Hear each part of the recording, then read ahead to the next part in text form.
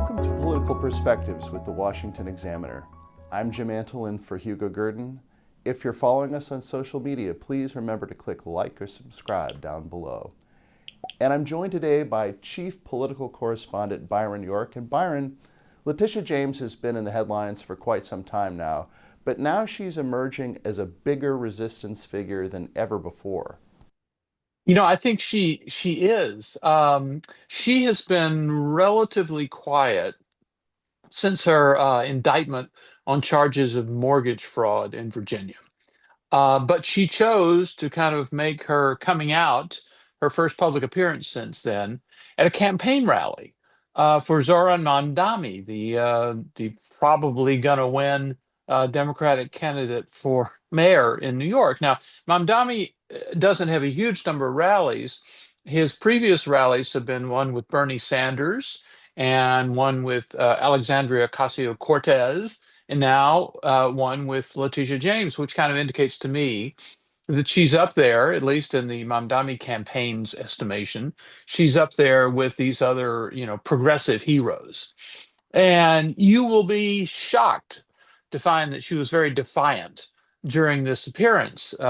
It was in the Washington Heights area of Manhattan, and she said, I know what it feels like to overcome adversity. And so I stand on solid rock and I will not bow. I will not break. I will not bend. I will not capitulate. I will not give in. I will not give up. You come for me, you got to come for all of us. So she's saying, come and get it.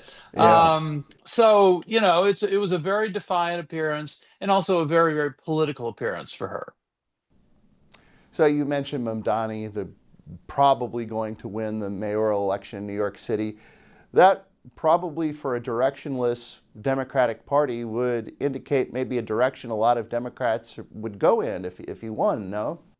Well, I think so. I think if he, first of all, you're right. When you say directionless, it's also leaderless. I mean, the Right. party doesn't have a leader. And this is not just a Democratic thing. It happens to any party that is fully out of power. So in Washington, it does not control the White House, it does not control the House of Representatives, and it does not control the Senate, meaning there's no Democrat who has big institutional power.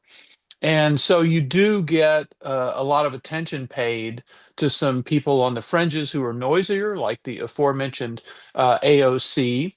And then you have some of the governors like Gavin Newsom and J.B. Pritzker, who are kind of fighting for, they want to be president. They're fighting for leadership of the party. And my guess is if he wins, and all the polls say that he will, that Zohran Mamdani will kind of instantly join that group of high profile wannabe Democratic Party leaders.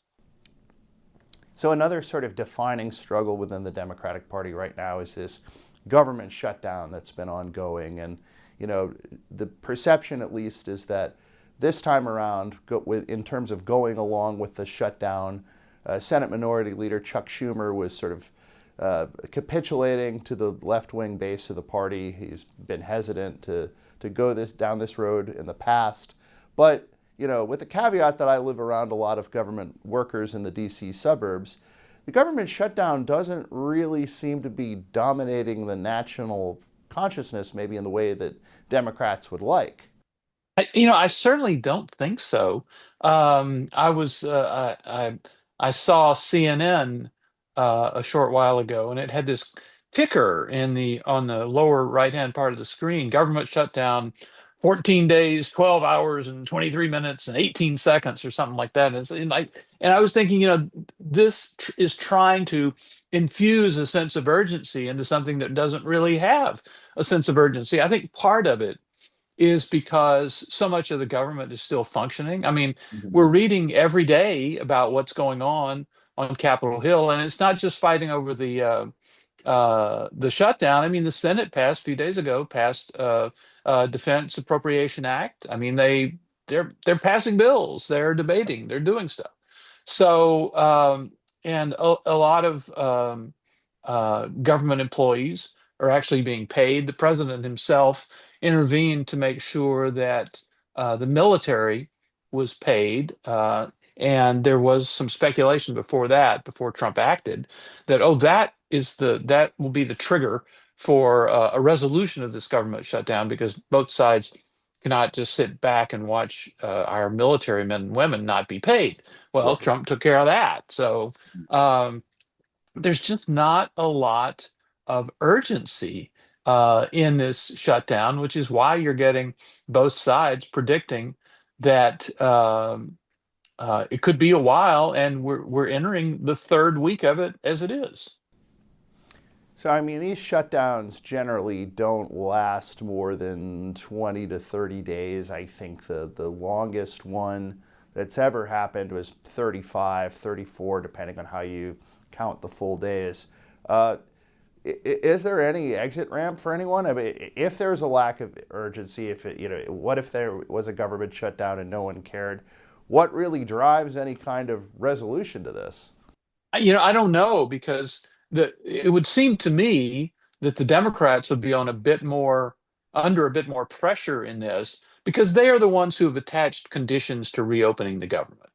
Right. And in the past, the party that said, no, let's open the government first, and then we'll talk about your cause, but let's open the government first. And there have been polls in the last couple of days. That is the public position on this. You say, would you rather see Congress deal with the issue of Obamacare premium subsidies and then open up, or would you rather see the government open up and then deal with the problem of Obamacare premium subsidies? And everybody, huge majority, says open up first. You would think that that would put some more pressure on Democrats. They haven't really felt it. You mentioned Charles Schumer before. He's been running scared since he capitulated to Trump the last time.